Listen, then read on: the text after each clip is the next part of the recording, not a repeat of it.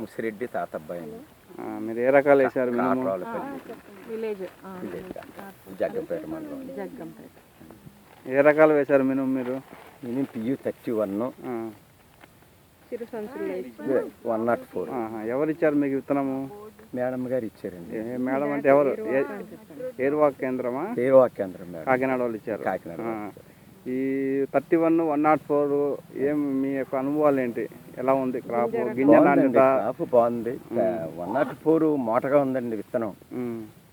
అది కాపు అది బాగానే ఉందండి. మోటార్ అంటే ఏంది? పాలిష్ అనే? పాలిష్ గింజ కూడా గింజ లావు మోటు. మీరు చెప్పేది గింజ లావు పాలిష్. గింజ లావు పాలిష్ కూడా ఉంది.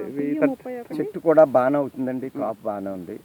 PU31 కొంచెం నాశండి గింజ, కానీ అది ఎల్లో కాకుండా అది కూడా బాగుంది సార్. ఇప్పుడు 104 కూడా తట్టుకుంటుందా?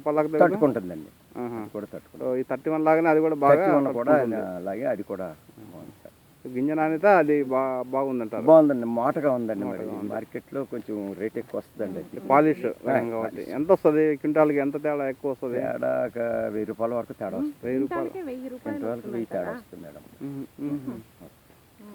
ఈ సంవత్సరం.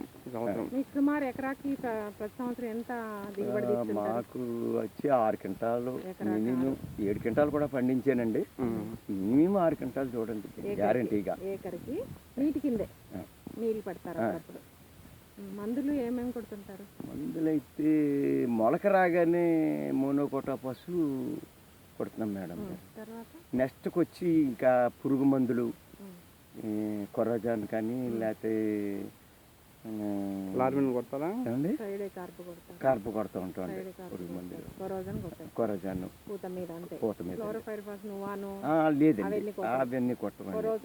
కొర్రజాన్ కొడతామండి. మరి పౌడర్కి వచ్చండి లేదండి. కొడతామండి. అంతే 2 సార్లు సరిపోతుంది. ఇంకేమి బూడిద తెగులు కానీ మచ్చ తెగులు లేదండి. అటువంటిది 2 రకాల్లోనూ అప్పుడప్పుడు సాఫ్ పౌడర్ కానీ లేకపోతే భావిస్తాను కానీ కలుపుతూ ఉంటాం. 3-4 మచ్చ రాకుండా.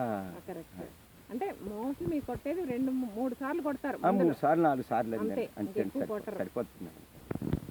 ఇప్పుడు కంది వేస్తున్నారు. ఏ రకం వేస్తున్నారు? అంటే మా దగ్గర విత్తనాలండి. మా రకం తెలియదు. మేము పెట్టుకునేది